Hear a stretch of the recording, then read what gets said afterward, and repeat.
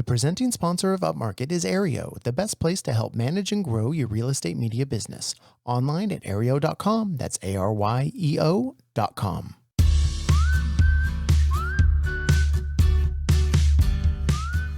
Welcome to Upmarket, a podcast about the business of real estate photography and media. My name is Reed Fish. I'm the CEO and a co-founder of Upmarket Media, a real estate media company based in Southern California. I'll be joined in a moment by another co-founder and our COO, Mark Corcoran. I just first want to say thank you so much for checking out our podcast. We were really just so excited about it. And so the first thing I want to do is just tell you a little bit about what our plans are for this show, and then we'll get right into the meat of this first episode. So at Upmarket Media, our focus for the last year or so with our real estate photography business has been on scaling. We've been putting systems and staff into place so that we can hopefully grow. What we're doing with this show is inviting our listeners to come along on this journey. We're thinking that every other episode or so will be a deep dive into where we are in our process of scaling our business. We'll detail what we're doing, where we're succeeding, and where we're falling short. For instance, today we're going to be talking about the origins of Upmarket Media, why we decided to scale, and what were the first steps we took to make that happen. Then the rest of our episodes will be conversations with other entrepreneurs in the real estate media space. Our aim for every episode is for us and our audience to learn something that we can use to fortify and expand our businesses. It's pretty simple, which is why, like for instance, on every episode of the show, every guest and every host will be giving out at least one action item, a piece of information that you can utilize to help you get the most out of your business right now. All right, good people of the podcast world, I am so excited to start this journey with you, so let's do it. And before we let Mark talk here, I just want to give the briefest of backstories on Upmarket Media. About 9 years ago, my wife Liz and I started Two Fish Digital based in Ojai, California, which is Ventura County. It's about an hour-ish north of Los Angeles and a bit south of Santa Barbara. We started doing real estate photography and eventually grew to do video and 3D as well. Basically, we grew through like word of mouth, and our business just kept getting bigger and bigger. And we finally, in 2019, hired our first and only employee. But then by the end of 2020, it just felt like we were hitting the limits of what we could handle. And at that time, our biggest competitor was a company based in Ventura, which was Upmarket Photo, which was started about the same time we started our business. And that was started by Mark Corcoran and his wife, Laurel. Mark had grown his business much the same way we had, by word of mouth and some networking with realtors at events, that type of thing. Mark was exclusively offering photography while occasionally subcontracting video and 3D to other vendors. And so, Mark, we can go back to the end of 2020, and I think we should just start by kind of telling people, where were you with your business at that time? Yeah, at the end of 2020, I think by all measures, my business was successful. I had some of the better agents in town. I felt like my photography product was where it needed to be, and I felt like I was successful. And the only thing I can add to that is there's a big but to that, right? That success comes with a burden. When you're doing it by yourself, it feels like you've built this amazing thing. You're carrying that amazing thing on your shoulders, right? You're feeling more of a weight, burden of it. And for you, it was really just you. I know probably Laurel helped out a little bit, but you're out shooting, you weren't doing editing at that point. No, I'd outsourced my editing by that point, my photo editing. But yeah, I'm doing the photography, the delivery, the scheduling, the invoicing, the social media. Yeah, it's a lot. It is, yeah. You feel proud of what you've built, but you reach a point where it becomes this huge thing that's kind of hovering over you. Well, I was definitely in the same place. And I had Dustin, who was our first employee, and he had kind of taken over the video side of the business. So he was shooting, he was editing. When we first started doing video, I was out shooting everything. And then Liz, my wife, was doing the editing, and she really helped shepherd in that video product. But by the time Dustin came along, I think Liz had decided she wanted to step away from that day to day. And so we kind of were able to give the video stuff to Dustin. But still, we just grew, and then 2020 was just insane, obviously. I think everyone listening to this podcast, if you had a business in 2020 doing real estate media, you had your best year ever. Yeah. There were a lot of businesses, right, in other industries that had their worst year, but for whatever reason, everything kind of culminated, and it was just crazy and nutty for us. Yeah. And so for me, by the time we got to the end of 2020, I was just completely spent. We were just like... we had done so much. And of course, personally, as everyone went through that year, it was so hard. And you and I both have young-ish children, and we're both also kind of isolated. We don't have a ton of family around. So there was really no one to pick up slack. And so, suddenly your kids aren't in school all day. They're sitting at home looking at you like, what are we doing today? Yeah. And because you're out working, they're looking at your wife and not you. And so that was really hard. So I think by the end, you have all the emotional trauma that I think everyone in the world has felt over the pandemic. And then coupling that with I was working so much, and we were outsourcing our editing, our photo editing as well. But I mean, it just got to a point where I just couldn't take it anymore. And so I think one of the things that doesn't really get talked about when people talk about scaling their business is just it's kind of that ultimate why, maybe. I think the easy answer is oh, I want to make more money. That's the way I can grow. And especially with our types of businesses where we're the business and we're doing everything ourselves. Yeah. Everything's tied to you, right? Everybody knows you. Everybody knows you and your product. And there's... Yeah. And I think for me, I just got to a point, the emotional exhaustion was just too much to take. It was I remember sitting there thinking and I can't do another year like this. I just don't know how. I don't know how my marriage can handle it. I don't know how I physically can handle it. I want to have a life, and I didn't. So you and I had known each other for, I guess, a couple years at that point, and we had actually, right at the beginning of 2020, before the pandemic, we had lunch, and I offered to kind of subcontract video and 3D for you, and so we had kind of had a little bit of a working relationship, because at that point, let's say at the beginning of 2020, we were gearing up. We wanted to have more business, but I actually wasn't too interested in getting more photography clients. We just wanted clients who were doing photography, video, 3D. Yeah. And I know that you were our main competition, but I thought, well, if we can just subcontract video, then at least we'll make money from your clients too. No, it was a way for you to tap into my client base, right? And it was a way for me to service my clients without losing them to a competitor. Yeah. And I felt like I didn't know you well, but I also knew you were a person of integrity. And I remember the very first time I met you, in fact, it was so by chance. It was, you were shooting the house across the street from my house. Yeah. And I we were aware of each other because it's a small world, but we had never met. And I went out and struck up a conversation. And I remember, feeling for me like a bit guarded. I definitely viewed you as competition and I'm going to lose clients to this guy.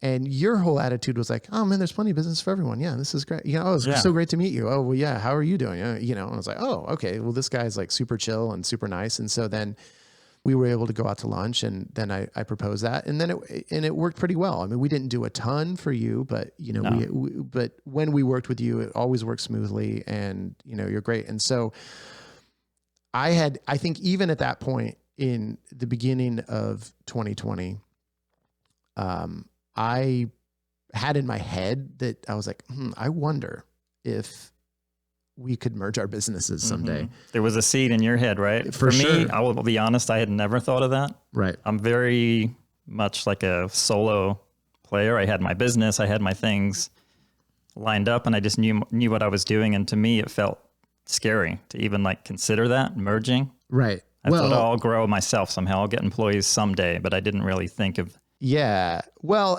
and I think that's the thought that a lot of people have is oh, I'm going to do it. I'm going to do it. I'm going to do it. But you get so caught up in the churn of this business of every day delivering 100, 150 photos every single day. I mean, it's a volume-based business, right? You're on that hamster wheel and you have thoughts, but you could never get off that hamster wheel to make it happen. Yeah. And so I was lucky that we had Liz working a little more hands-on in the company. And so she could kind of shepherd in the HR side. And so when we were able to hire that one employee, but I also knew that I didn't know if I had what it took to actually really scale it. At the end of 2019, it was a different landscape. 2020 really kind of changed our lives in a financial way too. We had much more capital to kind of to resources to kind of think about being able to scale. And at the end of 2019, I was oh, well, maybe if we can do more video with Mark. And then by the end of 2020, I was it was so clear to me that it was oh, look, if we can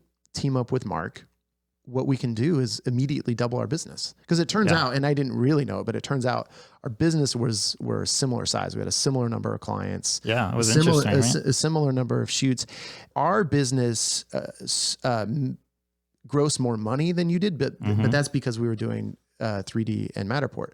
So really, to me, you seem like a lifeline in a way. And it was like, oh, we can like just the thought of like, oh, I could team up with someone and have someone else who's like, who cares. And, that you can bounce ideas off of, has your back and, so I think that I saw it less about making more money and it was more about having a better life. Yeah. And I remember saying to you, like, I don't even care if I make more money. I just want to. No, we had that conversation. I just want to work a little less. Yeah. Or a lot less. Yeah. I mean, I have that conversation with my wife, almost on a weekly basis when I was just cranking through photos in 2020. She's like, how long can you do this? How long can you sustain this? And I was just in the mindset, this is my business. This is what I do. I'm just on that wheel. I'm just cranking it out.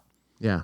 But then you suddenly think, wow, maybe that is an alternative to team up with someone, that someone's got your back. There's someone who can just support you and get you through it, and you build together rather than feeling like you have all this weight on you.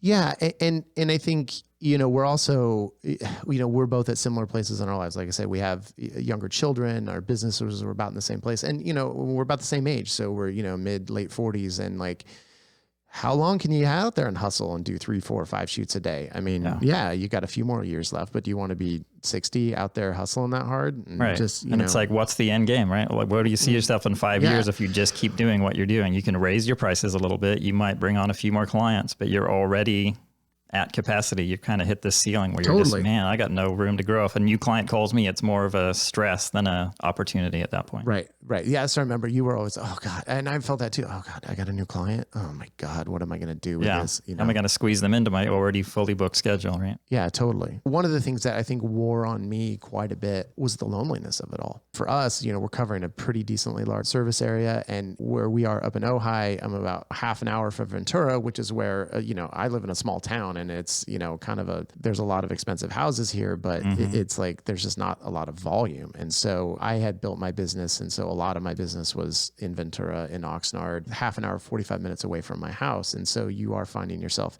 just in the car so much. And I know that's so many of the audience members can relate to that. I mean, it's that, the loneliness really drags on you, and then you're just hanging out with realtors all day who, God bless them, they're a wonderful bunch.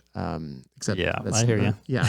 That's hopefully there's no realtors listening to this podcast, but yeah, they're obviously, as we all know, they're insane. The 10% of them and the 10% I'm sure who are listening to this podcast are wonderful. And truly, I have some really good friends who are realtors, but overall they are a group that can be a bit hard to work for and with. Well, they can be very demanding, right? Their schedules are already, they need the photos yesterday, and you're dealing with that on a times a million. Yeah. And in all fairness to them, their kind of insanity is driven by the homeowners, because there's no one crazier than a homeowner getting ready to sell their property. So they're getting stressors from all those homeowners, and, then that filters down to you. And then even just socially, it's just like, well, you're just hanging out with realtors. And it's like, I don't really have a particular interest in real estate. And so that's what realtors want to talk about. And so, it just like socially, I didn't find it all that rewarding. So you have the loneliness aspect all day. Then you come home, uploading photos, delivering photos, invoicing, scheduling, all of that can kind of happen in that same lonely bubble, right? And absolutely. You're just doing that day to day. And my wife's walking by the office looking at me like, you're still on the computer. And I'm just like, I got to get these invoices out. I got to get these photos out. And there's always something that you got to do that's pulling you away from. Yeah. So yeah, we had that lunch December 2020, and I was like, actually it was beers, not lunch. I think we needed a beer to actually talk about this. And I was like, hey, I think we should merge. And I remember the look on your face like, oh, really? Okay. Yeah. And I laughed it off. I'll be honest. I laughed it off at first. I was just like, oh yeah, nice try, buddy. you want these sweet clients of mine? Yeah. You want to tap into what I've built over all I'm like, come on, that's mine, buddy. Yeah, exactly. Well, and so I think that's a transition where we can talk about why did we decide to merge? I mean, really what was attractive. And I think my pitch to you was basically like, hey, look, if we combine our revenue, then we have the resources that we can hire more help. Yeah. We can hire more staff. And most importantly, we can hire an administrator, because it was really all the kind of peripheral. It's not peripheral. It's integral to the business, but it's not the shooting. It's not the, it's the interfacing with clients, not at shoots. And it's the scheduling, it's the delivery, all that stuff. That's a huge burden, right? When you're shooting, absolutely. You jump in your car, you got to get to the next shoot. You got 10 texts to get back to, emails. And it's just like, man, how can you possibly manage that? Yeah. And so I think we both thought, if we could hire an administrator, that would just immediately just like make our lives so much better. And then because we were in this unique situation where where it was kind of a merger rather than, there's a million different ways you can scale your business. And we'll talk about all those different ways on this podcast, I think, as the episodes go on, and we won't, I will try not to get too deep in the weeds on exactly how we were coming into a merger, because I don't think that's probably the straightest track for most people, but I do think there are things that are instructive in it. But for us, because our company, Two Fish Digital, was doing photo, 3D, and video, and Mark was just doing photo. Immediately, there was like, I don't know how many clients you had, like 300 clients. Yeah, it was 300 that plus. was 300 clients that we could now attempt to sell video and 3D to. Yeah.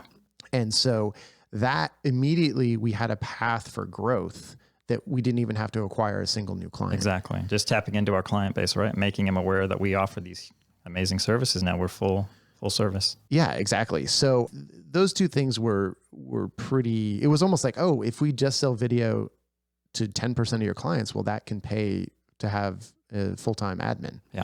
And so that was kind of our thinking there. And then, taking on an admin person by yourself, that just felt like it was too big of an expense or too much and too hard to train someone by yourself. But pooling resources and having the ability, like, and really, if you think about it, if it's just you and then you hire an admin, it lessens your burden at home, but can you really shoot more than you do?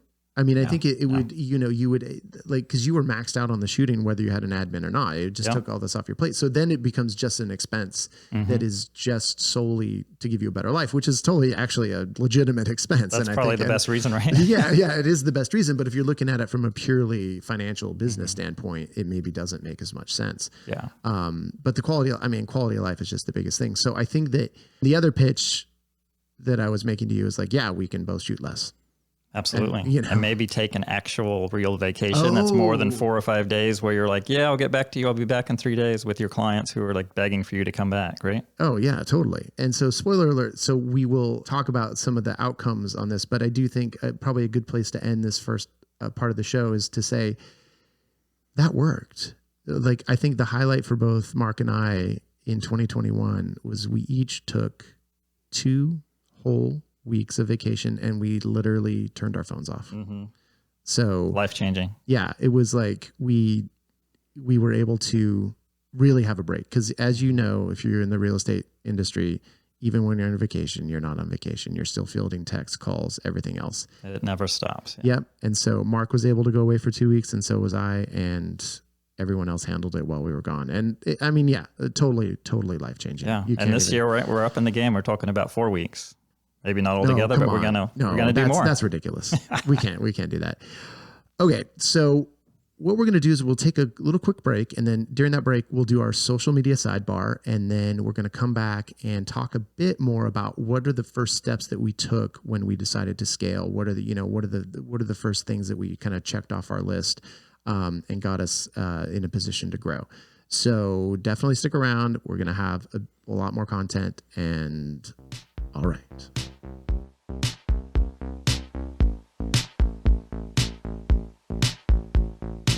So Mark, before we get to our social media sidebar, I have some super insane news to share with you. All right, Reed, hit me. Okay. Right. So as you know, this is the very first ever Upmarket podcast episode, right? You're here, you're recording it, This is it. But get this. We already have a sponsor. Dang, look at us. I know. And it's Aereo. Oh. We use Aereo every day. Mm-hmm. And Mark, what is Aereo? What are some of the great things about Aereo? We love Aereo. I mean, it's essentially a content management system, right? It's a back-end software for running our media company. For me, coming from just a photographer, you're sending out photo links, but when you're merging and becoming a media company with Matterport and video and photos and custom domains, to have all of that under one roof with Aereo is pretty killer. Yeah. Okay. But that's all great. But look, here's the thing. They've committed to being the presenting sponsor for the whole first season of this show. And I was talking with Brannick, who's the CEO, and we don't even know how long the season is going to be. And I think maybe it's going to be 1,000 episodes. I think that would be a good one because they've committed to the whole first season. So if we do 1,000 episodes, Brannick can just write us that check every time. I mean, I think that's the smart play. So given that, we're going to have so much time because we're going to do an ad every week or every episode about Aereo. So we have a lot of time to talk about how wonderful they are. So let's bring the topic back to the more important one, which is us, right? And that first day when we were getting beers and we started talking about merging Upmarket Media, I'm just wondering if we were thinking about our wildest dreams, our wildest fantasies, what is the pinnacle of success that this merged company could achieve? I honestly don't think it was even a glimmer in our eye that our merged company name could ever be a coupon code. But here we are. Use the code UPMARKET at Aereo.com and any new account will get 15 free bonus listings. So that's Aereo, Aereo.com, Aryeo. Use the code UPMARKET. Love it. You won't be sorry you did.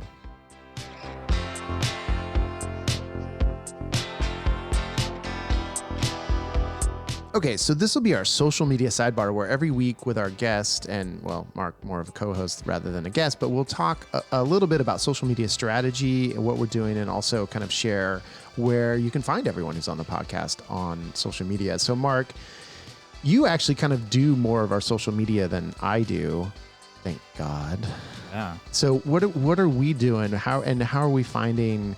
how effective is it for us? Yeah. I mean, it's changed. It's always changing, right? It's a social media landscape. If there's one rule in social media, it is always changes. Yeah. You're trying to keep up with the latest trend or the newest platform to be on. But I think for us, we've kind of found our sweet spot with Instagram for now.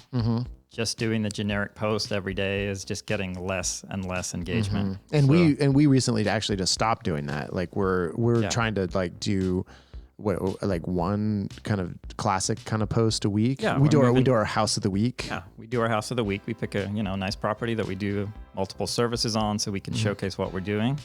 Right. We're throwing in different posts throughout the week, but that's our kind of main. We're doing different like stories throughout the week. Yeah, right? So we're constantly doing stories on a daily basis. We're either sharing what our agents are listing, giving them a little shout out, letting the other agents know in town, hey, we're working with this person. This is what we just shot. Right.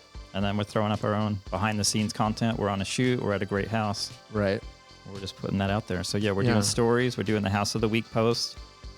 And reels are reels are where it's at. So we've started to do reels. We're kicking it with the reels. We're pretty hip. Yeah.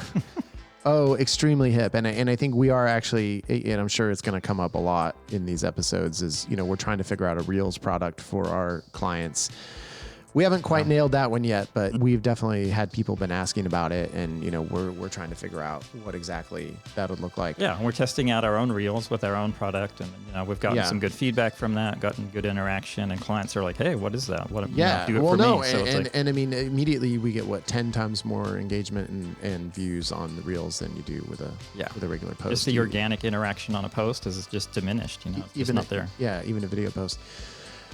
So, Mark, where can we find our social media? We're Upmarket Media. Oh, you can find us super easily on Instagram, Upmarket.media. And Facebook. I mean, you can like us on Facebook. Yeah. That's be a good use of your time. Absolutely, yeah. No, Facebook is for business accounts is just, it's at an all-time low, I think, for organic interaction on that, unless you're boosting or advertising, which we haven't really gone down that avenue. But no, we haven't. And then, so then and basically also for social media for this podcast, we don't have any yet. This is our first episode. So I got to think if we're going to do like an Instagram or something for this. I don't know. We'll think about that. Yeah, we're brand spanking new. We'll figure it out. Yeah, but we do have upmarketpod.com. So you can check out our website, which is not going to have a ton of content on it yet, but hopefully we will grow this as the podcast grows. And we would actually really love to hear from you. I mean, we really want feedback. We really want you to let us know if there's what kind of topics you would like to see us cover on this. What about scaling your business are you having trouble with? What's a pain point? What is a topic that we can really dive into that would be of service to you? you can email me, reed@upmarket.media, and that's Reed, R-E-E-D. And that's upmarket.media, not .com, .media. And Mark, what's your email address? All right. Can we guess it? This is a tough one. All right. Mark, M-A-R-K, at upmarket.media. Nice. And if you want to see if we are actually legitimate and can speak about having a real estate photography or a media business, you can check out our website, upmarket.media. That's the one. All right. So we're going to come back and then we're going to talk a bit more. And then at the end of the show, we will have our action item for the week. Alrighty. All right. See you in a sec.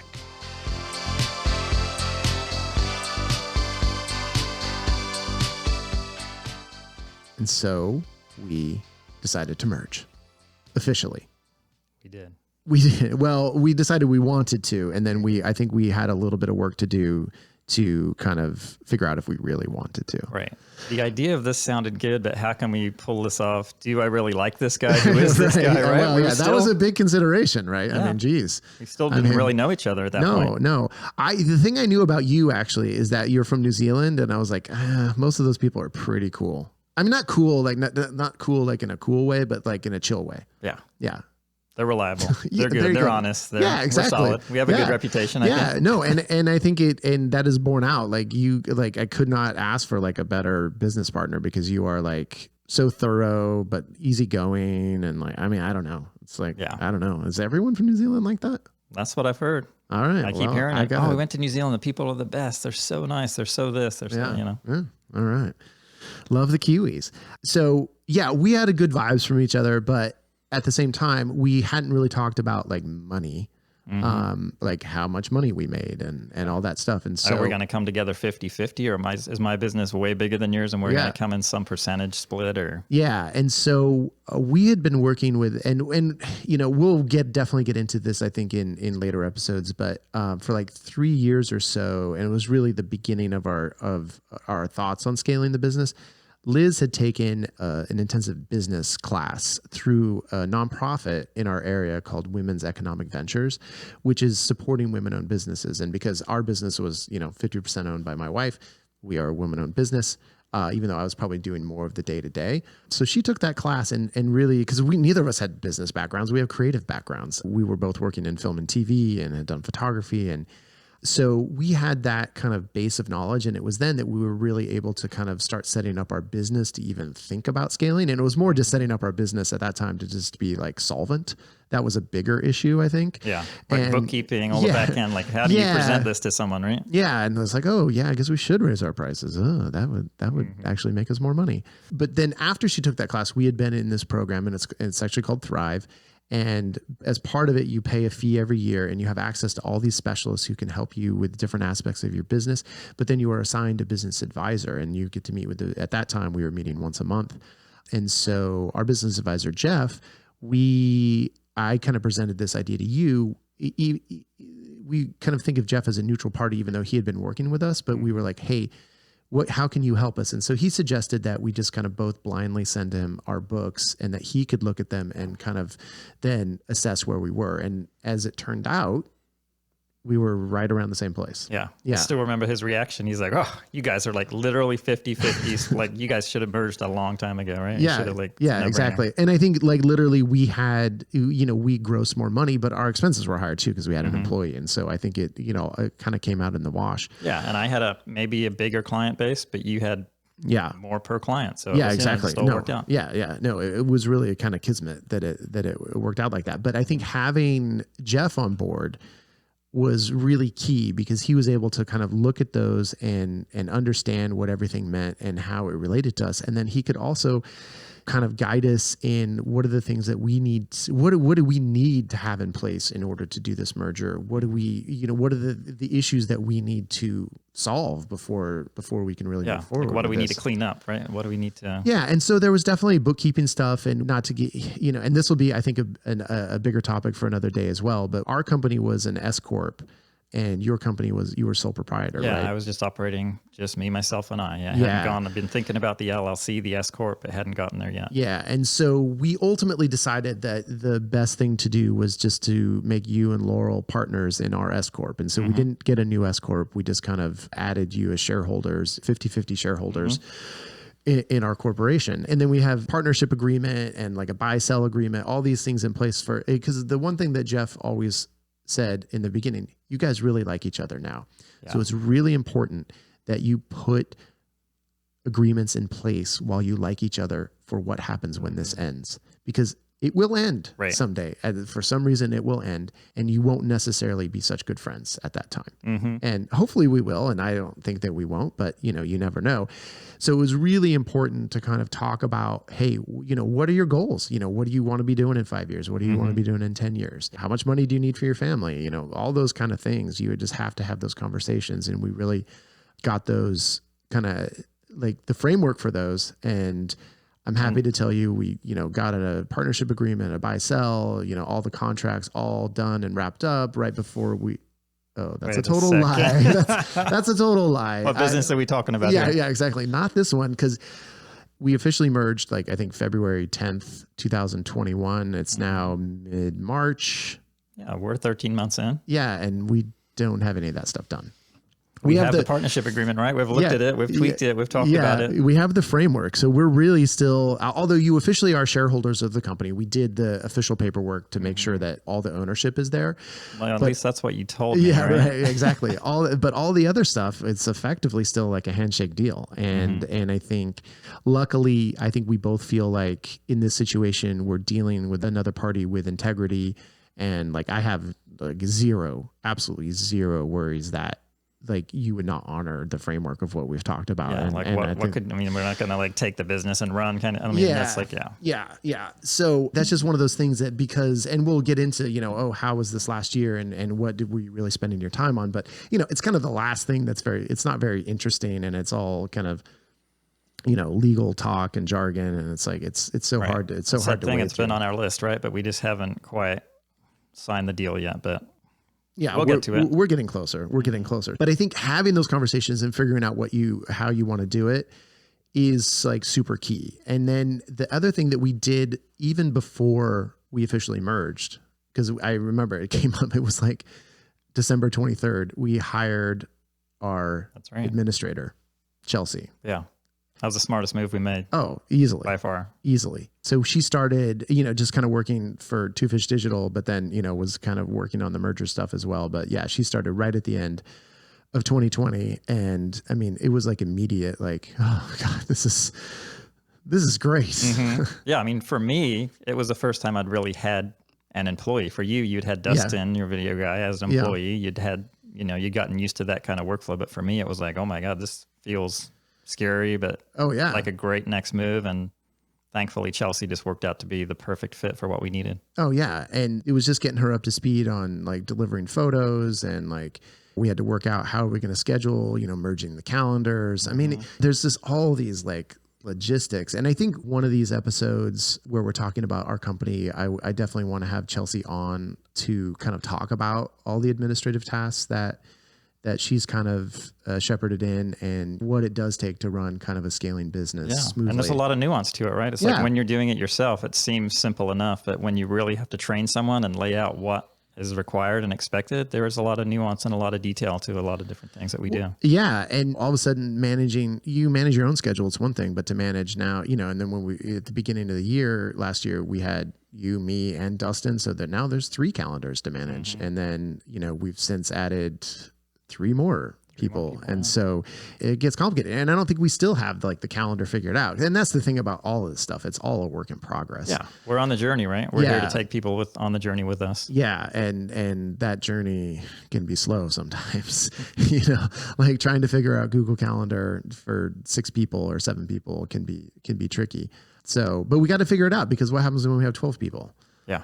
15. 500, which it's you got to be ready for that next step, right? You don't want to just think about what you need today. Yeah. So from the moment we kind of first had those beers and talked about merging, I want to say it was like, I could look in my email, but it was probably like December 6th, something right around in there, and in 2020. And then we were merged by February 10th. Yeah. I mean, I think initial, right, it was like, well, let's hit the ground running January 1st. We got a new year coming up. The financials will be clean. And that just ended up being way too ambitious. Yeah. But there was no way we were going to have all this stuff in place by the time, February 12th or whatever rolled around. So it was just really figuring out what are the key things that we absolutely needed. And, we didn't need branding. I mean, I think we just mocked up a logo, just a typeface logo, and just like slapped it on something. We didn't, and we just used our respective websites for the time being. And then when we got the new website, we announced it. And then it was kind of the reach out to our current client base, right? Like for me, I was basically shifting from Upmarket Photo to Upmarket Media. Yeah, it was like really not much of a transition, but it was like an announcement email went out for me personally to my client base saying, hey, this is what's going on. Yeah. But I think on your end, you're switching. Basically, it sounds like an entirely new company that's coming. Yeah. And I mean, I think ultimately no one really cared. Yeah. I mean, not, neither in a good way or a bad way. I mean, it's just like, well, I'm still around. So yeah, and for me, it was all positive feedback. Oh, that's so exciting, Mark. I'm excited for your growth. Well, everyone likes you more than me. They're excited. They're excited for your success. People begrudge me my success. Oh, I'm sure. Yeah. So we did have to decide, I guess, as we hired new employees, and it didn't really factor in because I think it was pretty obvious that when you hire an admin, it's going to be not a contract job. It's a hourly, that's an employee position, right? Yeah, exactly. But we had Dustin working for us before, and we were an S-corp before. So we had made the decision then that we would have employees rather than independent contractors. And that's something we talked about of how we wanted to proceed as this new entity.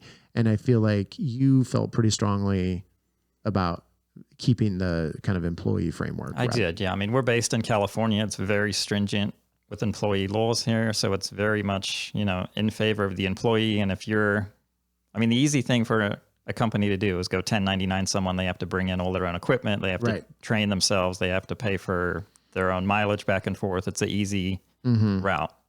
But in California, it's not the best route. And for us, it leaves us open it for just liability. didn't feel like the right thing to do. We're not going to go hire someone and have to have them invest in thousands of dollars of equipment. And that just didn't feel right. No, that sticks in my craw a little too. Is like you're hiring people to come on and shoot for you, and it's real estate. It's a churn. It's a volume business. Obviously, we can't charge premium rates like you would charge for editorial or big time advertising, and so therefore us included, no one makes that much money, and so you're asking the people who are making the least money in your company to come in with $5,000 worth of gear. I mean, that seems ridiculous, and to have like the exact right gear, you have to have the super wide angle lens and the got to get the tripod and the tripod head and the drone and the this. And I know, and it's thousands of dollars because we just spent it again because we just got a couple new kits for our new employees. And so, that is daunting though, if, to buy all that equipment for somebody else and it was still our equipment, but it's still money you have to outlay. But we definitely felt like that was the right way to go. And then, we have employees and we have paid hourly, and then we also cover mileage. And especially obviously, it's probably true for most people's business, unless you're in a really tight urban area. I mean, it's like, you're going to be putting miles on the car, and that's a lot of what we do is driving around, and we want to reimburse, especially now. I mean, gas prices now are like $5.50 plus in our area. So exactly. So, and I think our mileage reimbursement actually just kind of went up, the amount we pay. So that's good. I'm glad to do that. So I think, we both were in agreement with that. The answer to that question is going to be different for everybody. Yeah, we're not attorneys. This is not legal advice, but it's like... Thanks for that disclaimer, just to clarify, Mark. Right? Yeah. But it's like, if you're going to go ahead and hire a 1099 contractor, my understanding from listening to people in the industry, Rachel Branke and other attorneys that put their information out there... I'm giving free plugs out already. This is great. Well, wow. She's the law dog. She's where it's at. So... her take on it, from what I remember from her podcast, is that if that person that you're hiring as a contractor is doing something that's a core part of your business, then they should be classified as an employee, especially in California. Right. If we're a media, real estate, photography company, we're bringing on a photographer. That's a core part of our business. So they need to be an employee. I mean, Well, you can't not get around it, but we just had a situation actually very recently, I know we're talking about the origins of this company, but it is instructive, is that Dustin, who does all our video, we didn't have another video person yet, and he went on vacation for a month. And so we basically had to subcontract out. On pretty short notice, right? And we're like, oh, what are we going to do? We're scrambling. Yeah, exactly. So we had been talking all year about trying to hire another video person because, we absolutely felt vulnerable having one person who can do video. And I can shoot video, but it's like I hadn't really done it in 2 years, and I'm like, I don't want to shoot anything at this point. So to have unmotivated Reed out there trying to shoot video is like a nightmare. Yeah. And so we decided, we kind of put some feelers out there, and there was a guy we knew who could probably pick it up pretty quickly. And so we did, but we had to pay through the nose for it. We did, yeah. And he was incorporated already. So it was more of a business to business kind of setup. And so that it won't be a 1099 because it's a business to business, but we were caught flat footed. And so we had to basically make no money on video for a month because we were paying the lion's share of the fee to the guy. But that was our way to service our clients, right? Yeah, exactly. Give them what they wanted. Exactly. And then it kind of spurred us into action. And then we ended up hiring another person to do video while Dustin was out of town. And so, but it was fine. I mean, it's like he knew we were hiring somebody. So, that's all kind of employee management stuff is something that, we'll obviously spend time on talking about, setting expectations and making sure that everyone feels valued, and making sure that when you bring on new people that your current employees don't feel threatened by that. Yeah, exactly. And I think we've done that well, and we've done it in a way where they feel like, oh, I can have some vacation time without feeling the stress and the burden. And it's actually a great thing for them. It's not a threat at all. Hopefully. Yeah. We just need to, get a little more business to make sure everyone's busy, which is the key. So I think that's probably a good place to end. I can't really think of another major thing that we really had to work out. I got something just popped up. Like, obviously our back end workflow, like we're doing separate things, right? We'd both gotten to the point where we're outsourcing our editing for photos, but we're using different companies that are doing a slightly different look. Right. Our shooting style was actually pretty different. Actually, yeah. Our invoicing systems were like a lot a lot of the back end stuff was different, right? Oh yeah. So it was all integrating that. So that, that was a kind of a big thing that I was just glossing over. So we did have to figure, the editing was a big thing, and that I guess we will talk about that in the future more too. And that ended up being a little bit of a rocky road. But then we worked it out and found like a new editor that neither of us were using, and it just is really That's been a godsend too. It's been a godsend. Yeah. But the invoicing, getting our client databases together, all that, just having the contact list. What are we doing for our phones? And that's one of the things I do want to talk. I think the next episode is really going to be a detailed, because I feel like this ended up being more of a overview on the why and some of the stuff that we were thinking about. But I think the next episode should be, now that I'm really getting into it, should really be the nitty gritty. What did we do for our phones? How did we work that out? Like it may be a little bit technically on the boring side, but I actually think if you're trying to do this, it's the stuff you really need to think about. That's the stuff that might keep you up. It just feels too daunting, or it feels too overwhelming to figure all that stuff out, right? So you just keep going and doing what you're doing. And I think, with Chelsea working on it and us working on it, it did take us probably a good 2 or 3 days to figure out what is the best option for our phone system. And then, maybe there's a few things we tried and then switched, and like this just isn't working. So it's not always a straight path, but it's a bumpy road, but you get there. And then, we did have to do, figure out the invoicing and all that stuff. And part of that goes into when we were really setting up, what do we want this new business to be? What do we want our roles and responsibilities to be? And I think a year later, we're still kind of figuring that out. Yeah. And again, it's always a work in progress, but like I took on the invoicing. So I'm still doing 100% of the invoicing, which actually eats up quite a bit of my time, and probably I should offload it at some point. But so we are figuring out those roles and responsibilities. And we recently kind of had a bit of a change in that, which should I mention it? Throw it out there. Yeah. You really? I mean, super excited about it. I like to see you this excited. Okay. We'll end with this, and then we'll get our action points, and we'll end with this because this is actually kind of the culmination of a years long dream, but I've kind of retired from shooting in the last week. And epic. Yeah. It's, I'll still have to shoot on occasion, I'm sure. There's no way to get around it at this point, but the freedom, just like the burden, the existential burden in my mind has been eased so much. It's like I get emotional thinking about it, and that just goes back to like where I was at the end of, that 2020 year. And it had been, and because I was never approaching this business with a passion for doing photography of houses and the quote unquote creative side of it. I really always came into it as like, oh, I have some of these skills. I, can schmooze a room. And so, this is a way that I can make money. Mm-hmm. And then when it gets to a point where it's your entire life, I feel like that is a moment where, I had to reassess. Yeah. You didn't design necessarily to be in that place where you were shooting real estate. Yeah.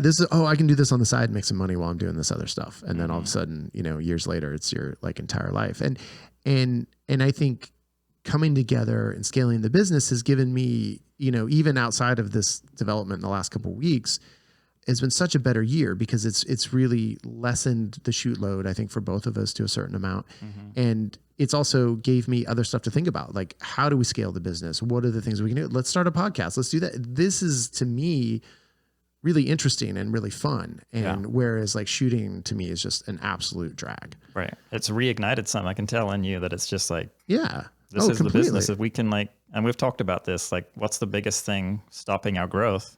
And it's like, essentially the biggest thing holding us back from working on our business is you and I on the daily working in our business. Absolutely. Right? Yeah. It's delivering all the stuff. And it even like, and we get to a point where even Chelsea, you're just spending all your time doing a final pass on the photos and uploading them and delivering them.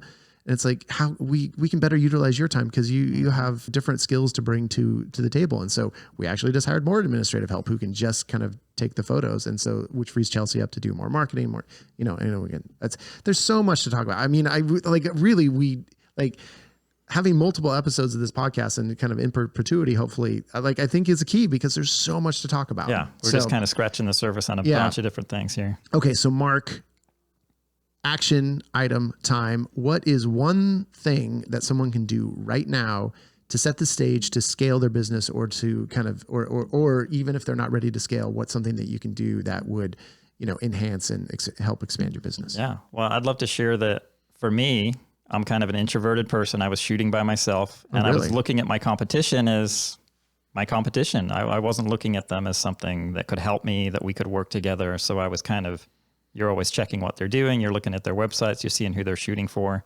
But there's always a separation, this distance. And for me, even just happenstance to meet you, I've met a couple other shooters in town. We've worked together. We've contracted together. It's led to where we are now. We're a merged company. I'm not saying that's what's going to happen for you, but it was huge. Just reaching out and not being afraid of your competition, reaching out and just saying, hey, let's go have a beer. Let's talk story. Let's talk shop. Mm-hmm. And just opening up that line of communication that you don't have to be against your competition, that they can really help you. You can help each other. Right. That's obviously really good. I mean, it worked out for us. Sure did. For me, my action item today is really about scaling. You might want to think about, even if you're going to merge, if you're going to scale, whatever, changing the name of your company. If your company is named with your name in the title, like if you are Reed Fish Photography, change that and change it right now. Because the one thing that you don't want is your clients thinking all times that it's just you. Mm-hmm. Because then even now, Mark and I are still facing like, oh, wait, you're going to have your staff come shoot it? What about, I need Mark or I need Reed. Mm-hmm. And it's like, no, you don't. They're fully trained. They shoot just the same style as we do. They're just as great. You don't need us, but then they say they need us. And I think the more you can put into your client's mind from the very get-go that your business is not just about you, I think that will serve you well into the future, whether you scale or not. I mean, you just want to, I mean, maybe if your headshot is your branding, then maybe, not ready to brand and scale. Yeah. And I think, there are industry, if you're really pitching yourself as luxury and it's like really all about your personal artistic eye. And I think that's just a different business model than what we're talking about. So I think what we're talking about is if you're wanting to scale, then this is a thing that you can do. All right. So thank you so much for listening. We are so excited to be having this podcast. And I think, what are we going to do? Maybe like every 2 weeks, maybe we'll do it every week. I don't know, probably every 2 weeks to start. And there you go. Thank you so much, Mark. That was awesome. Did you have fun? Guys. I think you were a little, you dragged me into this a little bit, but here I am. And that was fun. And look, he's like a total natural. So, all right. Thank you. We'll see you next time. Thanks, guys.